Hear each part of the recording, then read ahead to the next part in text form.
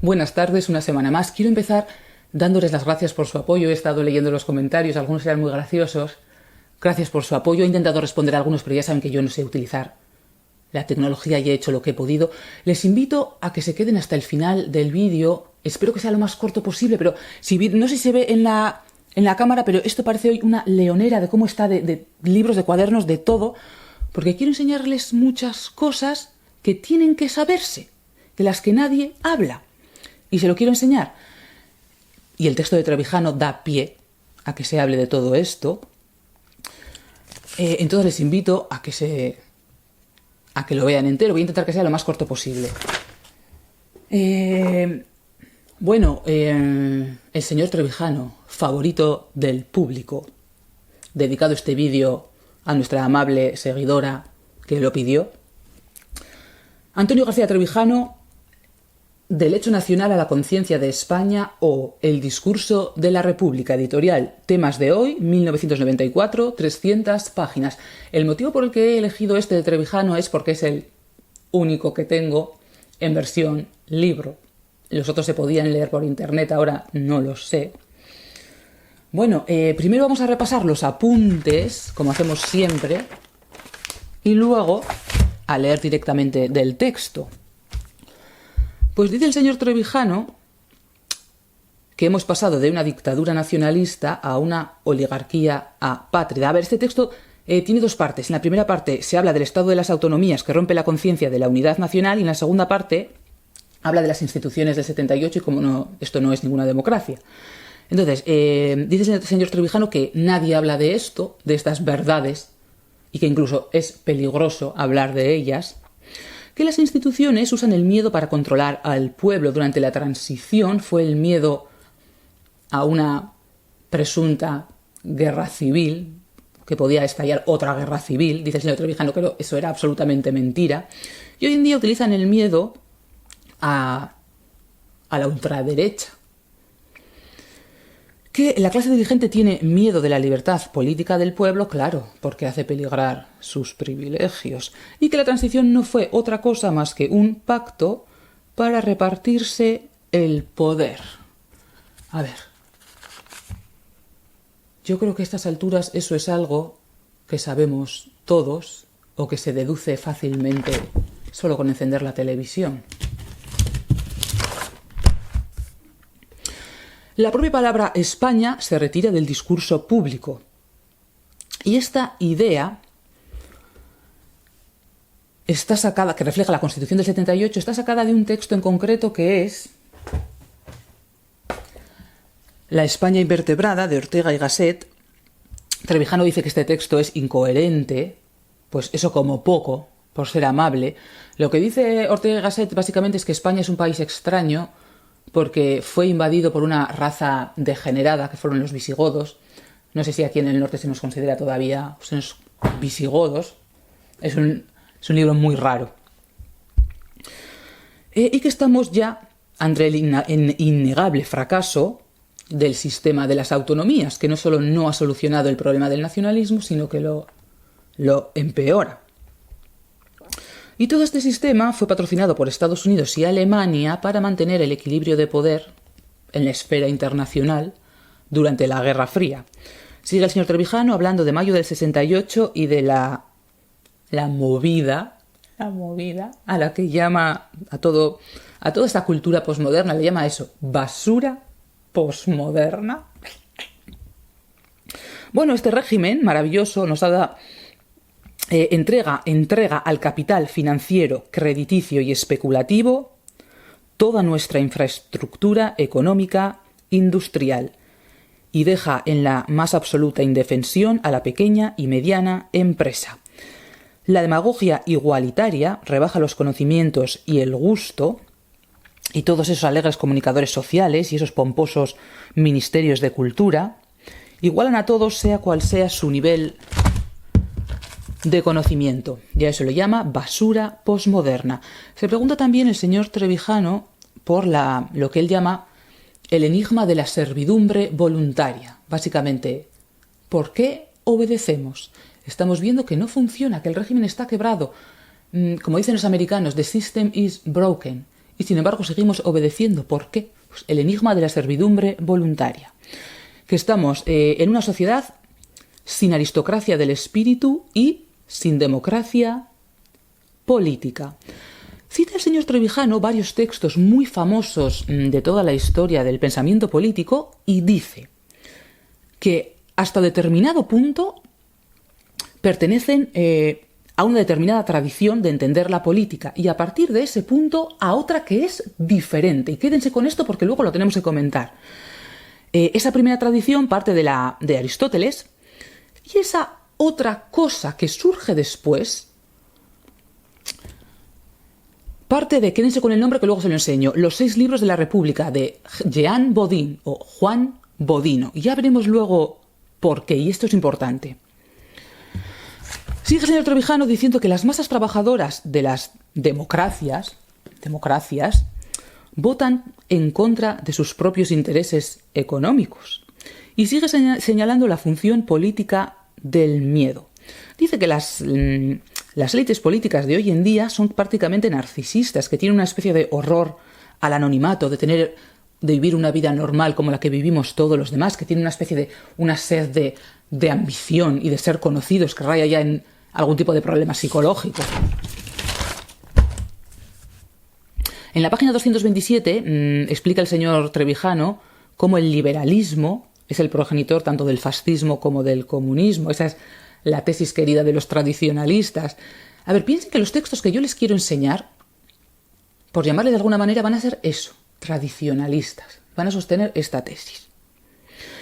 Y habla el señor Trevijano de que la corrupción institucionalizada es un fenómeno que sobrepasa la corrupción individual que podría tener que la corrupción de un individuo en concreto. Entonces, sigue el señor Trevijano explicándonos que este régimen se parece a algunos otros que ha habido en el pasado. Por ejemplo, durante el reinado en Inglaterra de Jorge I, el famoso primer ministro Walpole.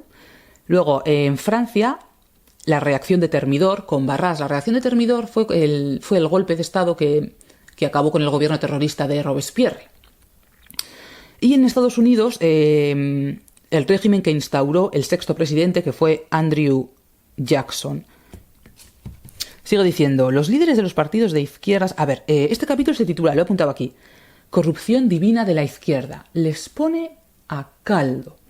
Dice, los líderes de los partidos de izquierda son pequeñoburgueses. La bobería social de la izquierda con los ojos abiertos ante el espectáculo del gran mundo. Pequeño burgueses. Izquierda caviar. Y esto, miren lo que dice. El sistema democrático creado por el espíritu aristocrático de los fundadores de la República de los Estados Unidos. Espíritu aristocrático. Lo que dijimos en el vídeo ese no sé cómo se le el título, algo así como democracia y teatro. Las democracias requieren eso. Altura de miras. Sigue Trevijano, la corrupción no suele ser castigada en las urnas. ¿Por qué? Porque se confunde la corrupción institucionalizada con la corrupción individual. Y siempre se piensa, no, es que ha sido ese, otro puede ser mejor. No. Los medios de comunicación callan ante lo que está sucediendo y el disidente es considerado loco o criminal ante la opinión pública. En la página 282, frase lapidaria. De todos los defectos negativos de la transición, el más grave y pernicioso, voy a enseñar el libro, es la Constitución. La Constitución española no garantiza los derechos individuales frente al poder de los gobiernos. En la Constitución aparecen mezcladas dos cuestiones, que son las libertades y la cuestión del poder. Solo la última es materia constitucional, pero el régimen los mezcla para que parezca que las libertades emanan de él mismo. Dice, cuidado, miren lo que dice, Los beneficiarios del poder preferirán ver hundirse el Estado y la nación antes que ceder sus privilegios.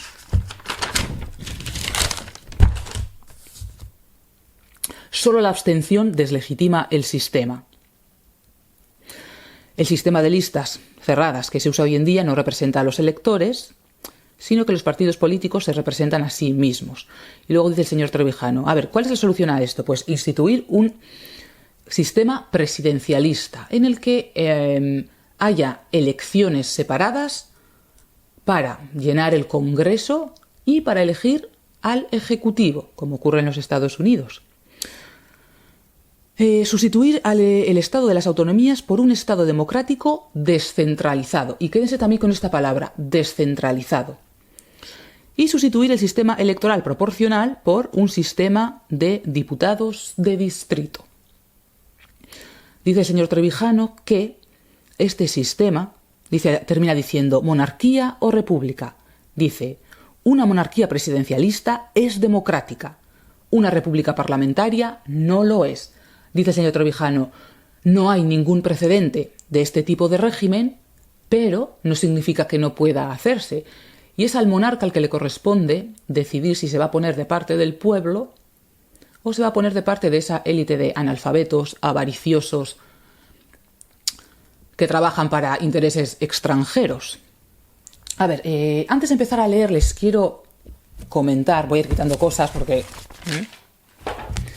¿Cuál es el problema que yo veo con la abstención? Y yo me abstengo. Ya lo he dicho alguna vez. Miren lo que vuelve a aparecer por aquí. Sí, esto. A ver, cuando se hizo el referéndum para la Constitución, el Tratado de Constitución para Europa, como lo quieran llamar, uno de ustedes ha escrito por ahí en los comentarios, hubo un 57% de abstención. A ver, y la hubo. Y yo me acordaba cuando hice el otro vídeo. Pero el resultado no fue ese. El resultado no fue decir, ha habido un 57% de abstención, retiramos el proyecto. Ganó el sí, aunque la mayoría absoluta se abstuviera. Ese es el problema que yo veo con la abstención. Miren lo que dice aquí el autor de la cosa, el autor del tratado para la Constitución de bla bla bla, el señor Valéry Giscard d'Estaing. Parece que dan ganas de estornudar solo con decir el nombre. Dice aquí el señor Giscard, dice, el hombre tiene capacidad política y social para pronunciarse de manera concreta y frecuente sobre la organización de la sociedad en la que se propone vivir. Esta debe ser, pues, una sociedad de responsabilidades que exprese, a diversos niveles, la capacidad del individuo para participar en la definición de su universo social. Vale, cambien social por político. Luego ocurrió la votación de la Constitución Europea y aquí tengo un artículo del año 2005, vale, es del ABC, en el que vuelve a salir el señor Giscard diciendo el apabullante no a los franceses el apabullante no de los franceses el pasado domingo en el referéndum europeo abre muchas incógnitas, a la vez que pone en su sitio determinados planteamientos de quienes como Giscard, Chirac o Zapatero han querido hacer coincidir sus deseos con la realidad. Todo lo que se le ha ocurrido decir a Giscard es que la única solución es volver a votar. A ver, como dice Kenny O'Donnell, llamadme irlandés, pero yo no creo que se imponga la cordura. Miren qué clase de gente es esta. No nos van a dejar arreglar las cosas. Mírenlos. Vamos a leer un poco el texto de Trevijano. A ver, cuando leo un libro, siempre pongo las páginas más interesantes, pero claro, este era todo. Así que he tenido que resumirlo y acortarlo al máximo. A ver, empezamos. Dicho de otro modo, cuando se propaga el temor social a un peligro inexistente, o sea, lo de la guerra civil o lo de la extrema derecha, a un peligro inexistente, es porque la clase o el partido gobernante están en peligro real de perder el poder.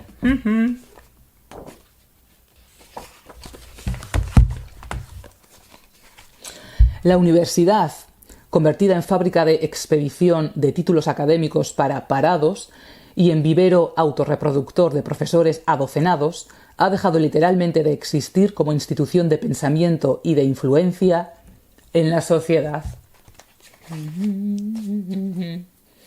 Solo quedan como instituciones vivas de la cultura y del pensamiento, si excluimos a la televisión por su incapacidad congénita para generar reflexión y conciencia crítica, la prensa y las empresas editoriales. A ver, la prensa no sé yo. Cuando yo insisto en lo de los libros, en lo de las editoriales, que nos están llevando a todos al abismo, ya lo están viendo que no estoy exagerando. Miren lo que dice Trevijano. También cabe ahora la oportunista perspectiva para una gran empresa editorial de que, a causa del fracaso del régimen de la monarquía parlamentaria, la defensa de la nación española desde una perspectiva puramente democrática pueda convertirse en un éxito comercial. Es igual, nadie lo van a hacer porque lo único que publican es basurilla de mujercitas independientes que redescubren partes de su cuerpo. Ya lo sabemos y aquí lo he criticado 20.000 veces. A ver, recuerden una cosa, Entonces, para que sea una verdadera democracia tiene que llevar el adjetivo de presidencialista. Y para que no lo sea, el adjetivo de parlamentaria. Para que quede claro las palabras que usa Trevijano. A ver, de la confusión sentimental nacionalista solo se puede salir con el predominio de otro sentimiento de orden superior que la elimine. Y esto era básicamente lo que decía Miró, si han visto el vídeo. Cuando se causa una herida a nivel político, solo se cura apelando a un nivel que esté más al fondo, más profundo, a ese algo común que tenemos todos, llámenlo, no sé, naturaleza humana. Y por eso estas ideologías nuevas de ahora, de las teorías de identidad, están intentando destruir eso, están intentando destruir ese algo último a lo que apelar, para que todavía sigamos viviendo antes de que estalle todo por los aires. Esto. A ver, Dice el señor Trevijano, la sociedad civil no expresa sus ideas hegemónicas en los parlamentos o en las elecciones, sino en los medios de comunicación. Y ahora miren lo que dice Sun Tzu en El arte de la guerra. La guerra es una contienda moral que se gana en los templos antes de desatarse. O sea, propaganda, o sea, batalla cultural. O si lo prefieren, se llama también falacia del tirador de Texas. Primero disparas y luego colocas la diana. Primero organizas un tinglado oligárquico y luego le pones el marco de que, oh, qué bonito, es una democracia. Porque al final es eso, es una lucha por el discurso público. ¿Qué se puede decir? ¿Qué se puede pensar?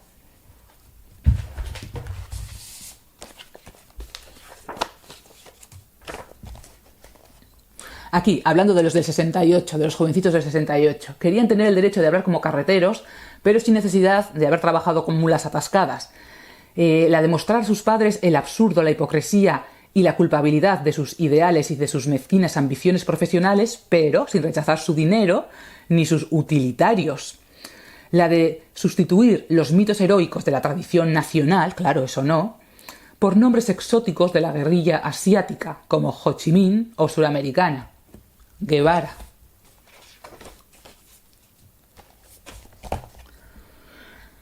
La función que ha desempeñado la posmodernidad es, pues el desprestigio cultural de la familia, del trabajo productivo, del pensamiento serio, de la estética, de la moral de responsabilidad, de la democracia, del Estado y de la nación. Pero lo que está ocurriendo a la hora de transmitir de una generación a otra el concepto de España. No se trata de una simple ruptura generacional entre padres e hijos, sino de la ruptura de la continuidad nacional en el relevo y ósmosis de las generaciones, de un estancamiento en la circulación de las élites profesionales. Otra vez, el problema de las élites. La demagogia cultural de la posmodernidad tiene como finalidad hacer que pase desapercibida la ausencia de democracia política. Todos esos derechos que hay ahora, pues para que pase desapercibido el hecho de que el derecho más importante no lo tenemos.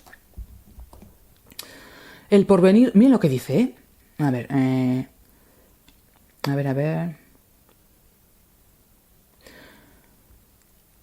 a ver si lo leo bien, el porvenir de nuestra familia, de nuestra profesión, de nuestras escuelas, de nuestros puestos de trabajo, de nuestros deportes y de nuestras fiestas está en manos de gobernantes dependientes de intereses que no son los nuestros.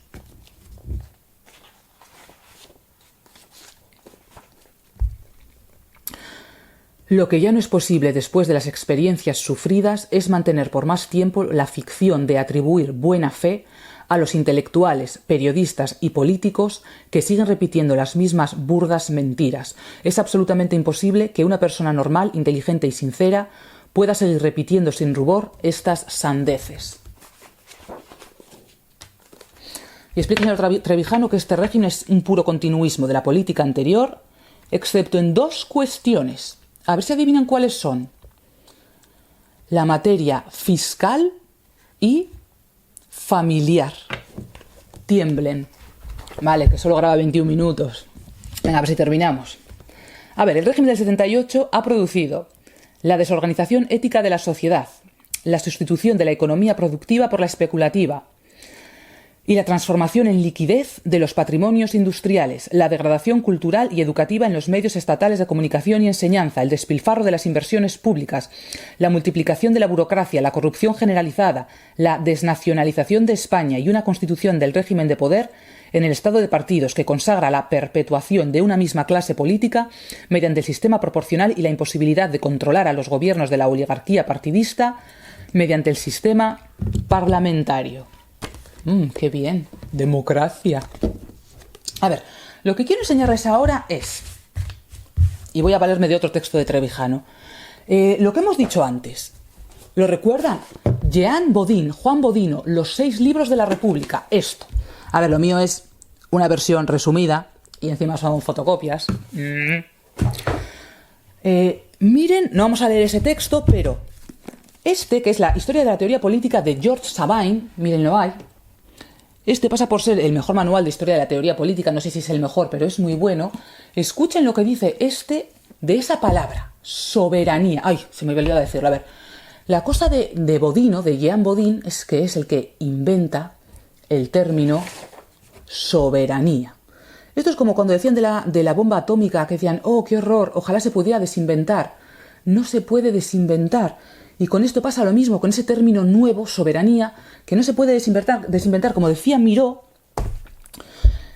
cada vez que se produce la práctica introduce un concepto nuevo y los marcos referenciales lo integran y lo conceptualizan positivamente. No se puede desinventar.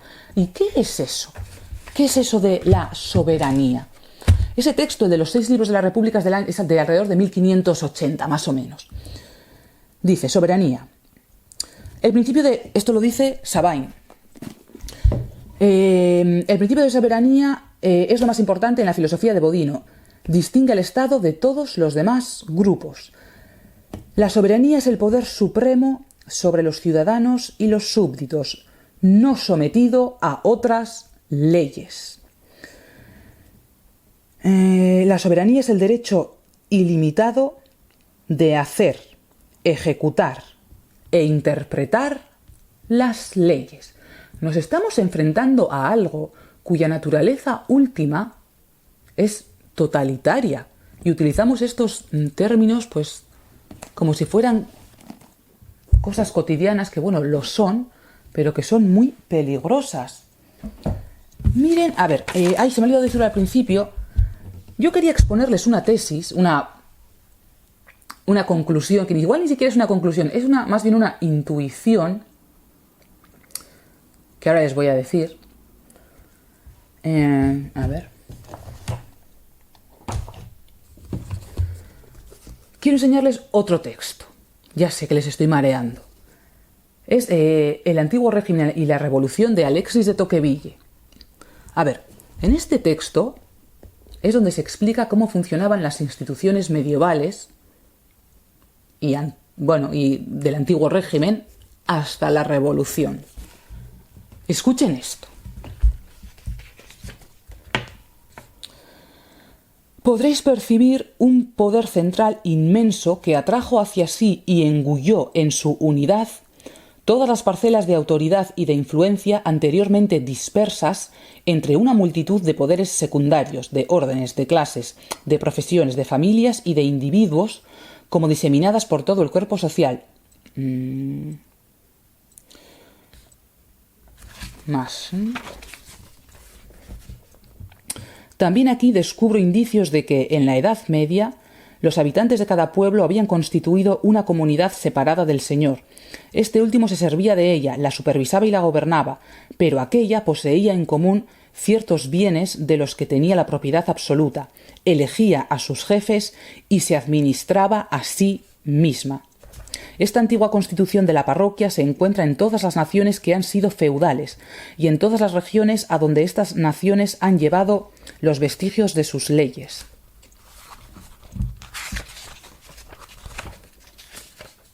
Hasta la Revolución, la parroquia rural de Francia conservó en su gobierno algo de ese aspecto democrático que había tenido la Edad Media. Ya se trataba de se elegían oficiales municipales, etcétera, etcétera. Al estudiar lo que nos queda de los estados generales del siglo XIV y sobre todo de los estados provinciales de la misma época, no podemos por menos de extrañarnos del lugar preponderante que el tercer estado ocupaba en estas asambleas y del poder que en ellas ejercía. El Estado, dice, citando a Bodeau, el Estado hace de los hombres lo que él quiere. Sigue Tocqueville, esta forma particular de tiranía que se llama despotismo democrático era algo de lo que la Edad Media no tenía ni idea. La cuestión es...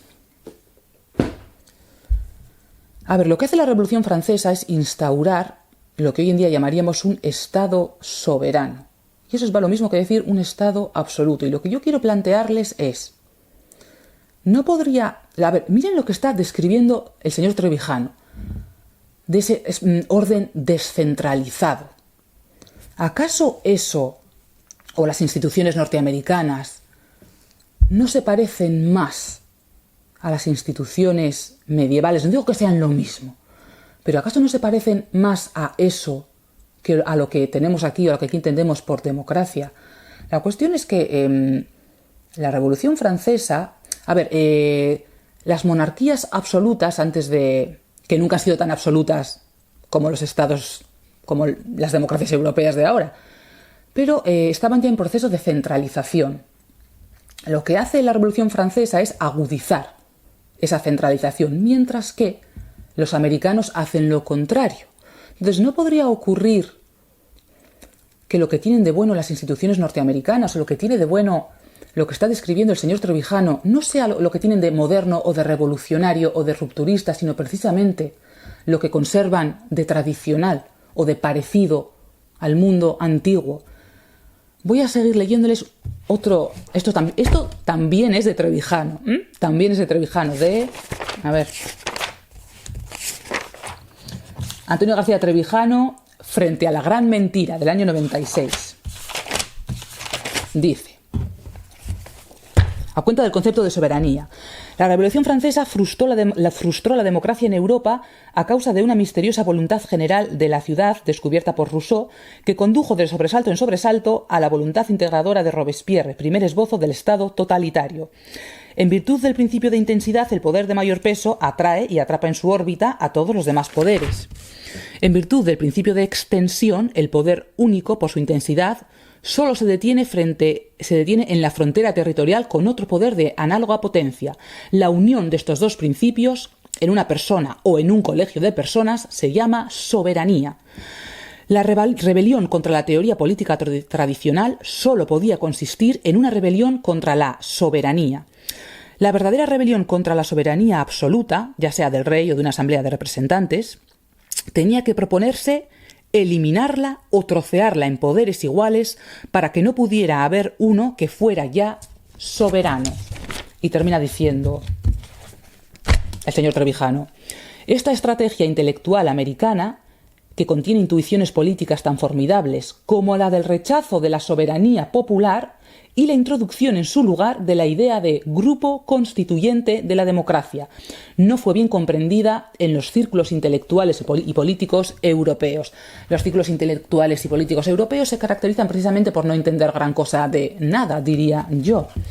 La cosa es, nos están engañando. No se dejen engañar. Esto, el régimen del 78, no es un régimen descentralizado, es un régimen fractal. Un fractal es una estructura que se replica a sí misma a varios niveles. Y aquí lo que tenemos no es un régimen descentralizado, sino diversas centralizaciones superpuestas unas a otras. Piensen que la misma distancia que hay entre un individuo y el Parlamento central, o el Parlamento de Madrid, que es la cajita y el papelito y las urnas, esa es la misma distancia que tiene ese individuo respecto a su ayuntamiento.